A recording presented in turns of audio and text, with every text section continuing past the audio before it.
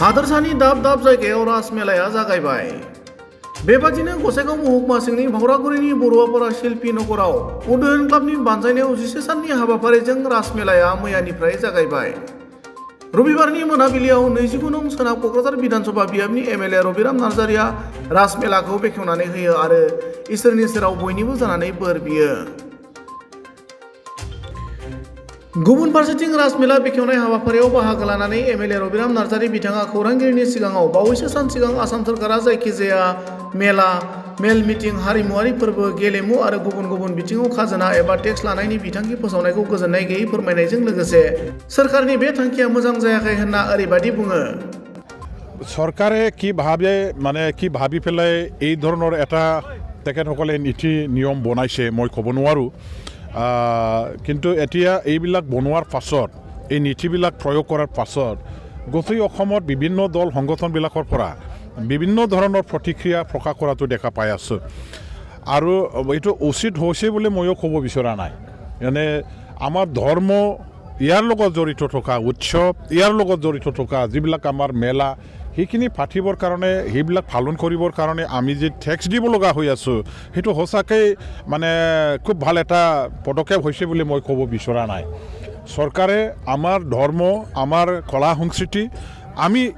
মুকলিভাৱে পালন কৰিবৰ কাৰণে সংবিধানে যেনেকৈ আমাক অধিকাৰ প্ৰদান কৰিছে সেইটো নিয়ম পালন কৰিবৰ কাৰণে চৰকাৰৰ ফালৰ পৰাও আমাক মুকলিকৈ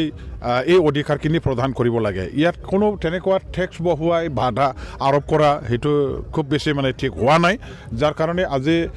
সহজভাৱে ল'ব পৰা নাই কোনো দল সংগঠনে। আৰু ইয়াৰ ওপৰত মই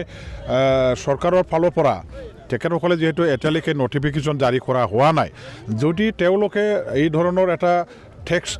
বহুৱাবৰ কাৰণে চিন্তা চৰ্চা কৰিছে, সেইখিনি আমাৰ ধৰ্ম ৰক্ষা কৰাৰ স্বাৰ্থত, আমাৰ কলা সংস্কৃতি ৰক্ষা কৰাৰ স্বাৰ্থত আৰু সংবিধানে যিহেতু আমাৰ এইবিলাক মেল মিটিং সভা সমিতি পাতিবৰ কাৰণে অধিকাৰ প্ৰদান কৰিছে, সেইবিলাক অধিকাৰ সাব্যস্ত কৰাৰ স্বাৰ্থতে আমাৰ যিটো সিদ্ধান্ত ল'বলৈ গৈ আছে এই সিদ্ধান্তটো যাতে পৰিহাৰ কৰে, এইবিলাক টেক্স বহুৱাই টেক্স কালেকশ্যন কৰাৰ বা ফিজ লোৱাৰ যিটো ব্যৱস্থা কৰিবলৈ লৈ আছে সেইটো চৰকাৰে পুনৰ বিচাৰ কৰক, প্ৰত্যাহাৰ কৰক। মই সেইটোকে চৰকাৰৰ ওচৰত আহ্বান জনাইছোঁ। মই পোনপ্ৰথমে আমাৰ ভাওৰাগুৰি অঞ্চলৰ সমূহ ৰাইজলৈ, লগতে আজিৰ পৰা যিটো আৰম্ভ হোৱা আমাৰ ৰাস উৎসৱ, ৰাস মেলা ইয়াত যে পাতিছে, ইয়াৰ উদ্যোক্তা কমিটিৰ যিসকল আমাৰ সভাপতি, সাধাৰণ সম্পাদক বা সদস্যসকল আছে, তেখেতসকললৈ মোৰ অন্তৰৰ পৰা অশেষ ধন্যবাদ, শ্ৰদ্ধা আৰু শুভেচ্ছা জ্ঞাপন কৰিছোঁ। আজিৰ পৰা আমাৰ এই ভাওৰাগুৰি 1 নম্বৰ বৰুৱাপাৰাৰ মুকলি পথাৰখনত আগন্তুক 11 দিনলৈকে ইয়াত এটা ৰাসমেলা পাতিবৰ কাৰণে ইতিমধ্যে হাতত লোৱা হৈছে। আজি ইয়াৰে এটা মুখ্য দ্বাৰ মুকলি কৰিবৰ কাৰণে উদ্যোক্তা কমিটিৰ পৰা মোক নিমন্ত্ৰণ কৰি আনিলে। মই তেওঁলোকৰ সহযোগত, তেখেতসকলৰ আশীৰ্বাদ লৈ, ঈশ্বৰৰ নাম লৈ পেলাই আজি মুখ্য দ্বাৰটো মই মুকলি কৰি দিলোঁ। আমি সকলোৱে জানো যে আমি হিন্দু ধৰ্মাৱলম্বী মানুহবিলাকে বিভিন্ন সময়ত বিভিন্ন ধৰণৰ আমাৰ পূজা পাঠ, ধৰ্ম উৎসৱ আমি সেইবিলাক পালন কৰোঁ। এতিয়া এই মাহৰ যিটো আমাৰ পূৰ্ণিমাৰ দিন, সেই পূৰ্ণিমাৰ দিনটো আমি সন্মুখত ৰাখি পেলাই ৰাস উৎসৱ গোটেই অসমৰ ভিতৰতে পালন কৰিবৰ কাৰণে আমাৰ হিন্দু ধৰ্মাৱলম্বী ভাই বন্ধুসকলে, যিবিলাকে হিন্দু আমাৰ ধৰ্ম ভক্তি কৰে, পালন কৰে, তেওঁলোকে ঠায়ে ঠায়ে এইবিলাক উৎসৱ পালন কৰিছে। ইয়াত আমাৰ প্ৰত্যেক বছৰে পালন কৰা হয়, যোৱা 10 বছৰ ধৰি ইয়াত পালন কৰি থকা হৈছে। প্ৰত্যেক বছৰে শান্তিপূৰ্ণভাৱে, শৃংখলাবদ্ধভাৱে ইয়াত আমাৰ এই ৰাস উৎসৱখন পালন কৰা হয়। মই ভাবোঁ এই বছৰতো আমাৰ পৰিচালনা কমিটিৰ ভাই বন্ধুসকলে, নেতাসকলে আৰু লগতে এই অঞ্চলৰ সকলো জাতি জনগোষ্ঠীৰ ভাই বন্ধুসকলে এই ৰাস উৎসৱখন শান্তিপূৰ্ণভাৱে পালন কৰিব, চবে অংশগ্ৰহণ কৰিব, চবে উপভোগ কৰিব। ঈশ্বৰৰ প্ৰতি ভক্তি আমাৰ ৰাইজৰ পৰা নিশ্চয় এই উৎসৱৰ লগত জড়িত হৈ থাকিব, মই সেইখিনি আশা ৰাখিছোঁ। আৰু আমাৰ ধৰ্মই যেহেতু আমি সকলোৱে জানো যে ধৰ্মই মানুহক বা মানৱ জাতিক নিয়ন্ত্ৰণ কৰে নিজকে কণ্ট্ৰল কৰিবৰ কাৰণে নিজকে শুদ্ধ ৰাস্তালৈ মানে নেতৃত্ব দিবৰ কাৰণে ধৰ্মই আমাক মানে কি কয় পথ দেখুৱাই দিয়ে গতিকে এইটো আমাৰ ধৰ্মৰে এটা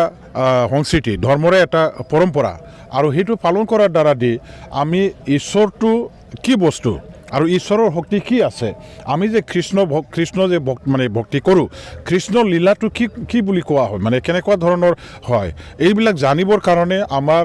নতুন প্ৰজন্মৰ মানুহবিলাকে নিশ্চয় এটা সুবিধা পাব নিজৰ সংস্কৃতি নিজৰ কলা সংস্কৃতি নিজৰ ধৰ্ম নিজৰ নীতি এইবিলাক নিয়ম নীতিবিলাক জানিবৰ কাৰণে নিশ্চয় আমাৰ সৰু সৰু যিবিলাক নতুন প্ৰজন্মৰ মানুহ আছে আমাৰ ভাই বন্ধুসকল আছে তেখেতসকলে বিতংকৈ জানিবৰ কাৰণে নিশ্চয় সুবিধা পাব এইখিনি সুবিধা আমাৰ উৎসৱৰ দ্বাৰা দি এই অঞ্চলৰ ৰাইজে মানে পাবলৈ সক্ষম হ'ব ইয়াৰ কাৰণে মই সকলো আমাৰ এই অঞ্চলৰ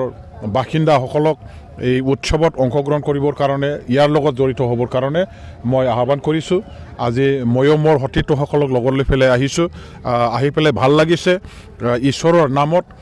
মই আজি ইয়াত যিটো আমাৰ ধৰ্মৰ নিয়ম বা নীতি যিটো আছে সেইটো কমচে কম এবাৰ হ'লেও আজি ঈশ্বৰৰ লগত দৰ্শন কৰিবৰ কাৰণে সুবিধাটো পাইছোঁ আৰু ভক্তি কৰিবৰ কাৰণে প্ৰাৰ্থনা কৰিবৰ কাৰণে সুবিধা পাইছোঁ এইখিনি আজি কৰিবলৈ পাই মনত ভাল লাগিছে আৰু সেইখিনিকে মই আজি ৰাইজৰ মাজলৈও মেছেজ হিচাপে দিব বিচাৰিছোঁ আজকে থেকে যেটা আরম্ভ হতে চলে গেছে এই সভা এই ধর্মের অনুষ্ঠানে